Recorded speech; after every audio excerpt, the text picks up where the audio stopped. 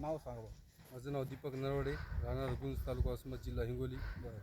तुम्ही सागरची सिंगम ही व्हरायटी लावलेली आहे. हां, सागर. तुम्हाला सिंगम व्हरायटी कशी वाटली? सिंगम व्हरायटी चांगली आहे. बरं. आणि आम्ही एका एकरमध्ये 7,000 रोप लावलं.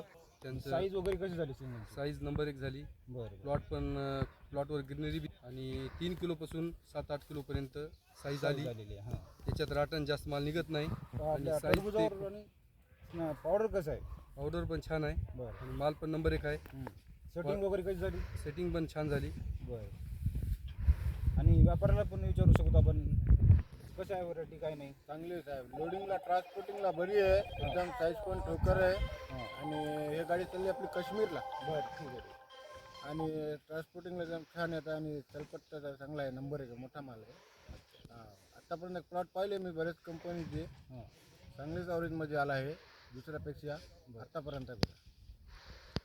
प्लॉटमध्ये शेटिंग पण छान झाली आणि कमीत कमी 25 टन ते 30 टनाच्या जवळपास माल निघण्याची अपेक्षा आहे. बरं. 25 टन तर निघत आहे.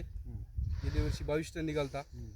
यावर्षी 25 टनाचं ॲव्हरेज अंदाजित निघल अशी अपेक्षा आहे. कारण गेल्या वर्षीपेक्षा यावर्षी सिंगम व्हरायटीनं चांगली साईज केली आणि प्लॉट पण चांगला राहिला. वेल्टिंग कमी आहे. सगळ्या गोष्टी चांगल्या वाटल्या. त्याच्यामुळे आम्ही दरवर्षी आता सिंगमच लावणार. ठीक. आणि दुसऱ्या शेतकऱ्याला काय सांगू शकतो? दुसऱ्या शेतकऱ्याला सिंगमच व्हरायटी लावण्यासाठी सांगेल. हिवाळीमध्ये हिवाळी यासाठी व्हरायटी चांगली आहे सिंगम.